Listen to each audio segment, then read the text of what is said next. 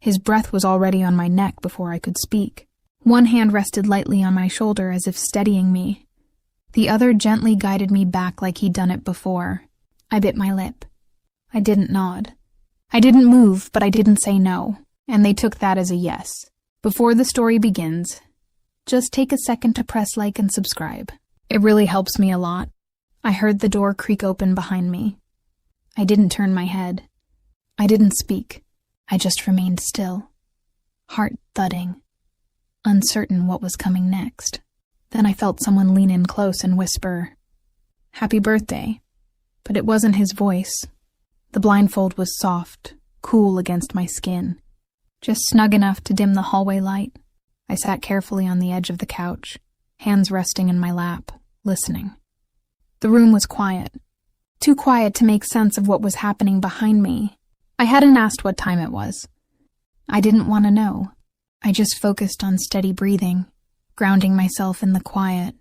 There was a faint sound, fabric brushing against something soft, then a gentle clink of glass on wood, then stillness again.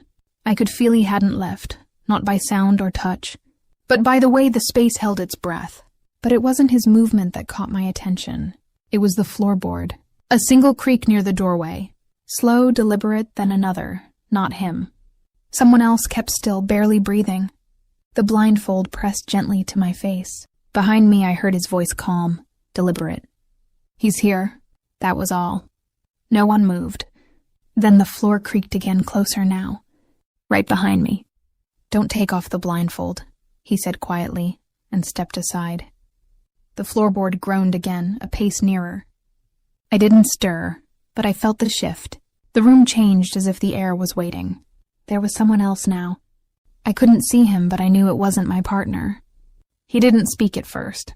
He just stood there close enough that even the silence had weight. Then his voice, "Happy birthday," came certain. It wasn't the words. It was the feeling behind them, like he'd imagined this moment long before it came. I straightened my back slightly, unsure where to place my hands, kept them in my lap still. The blindfold stayed secure, soft and unmoving. I sensed movement, not touch, just the faintest whisper of breath or cloth shifting behind me. My partner remained quiet, present, watching. I didn't move, not out of fear, but because something told me the silence mattered, that I was being given space. Space to choose. "You look peaceful like this," the man said. His tone was steady, not rushed, not uncertain. A pause followed, long enough to stir wonder. I heard soft footsteps, not toward me, just around, closer, but keeping distance. Then another faint creak from behind. A quiet breath from my right. Still no contact, just presence. "I want you to lean back," he said, voice low. "But only if you choose to." My breath deepened, not hurried, just full. I leaned back slowly, hands bracing on the cushions. I wasn't guided. I wasn't told. I simply followed something inside, and when I stopped moving, he spoke again. Closer now, voice softer. "You don't have to remove the blindfold." "Not yet." I gave a small nod. Then I felt it. Not his hand, not his breath, just the blindfold itself. It shifted slightly like someone adjusting it. Or maybe not. Maybe it was just the moment pressing in. Still no one moved. And yet I felt how close he was. Not by touch, but by presence. The kind that changes everything without a word.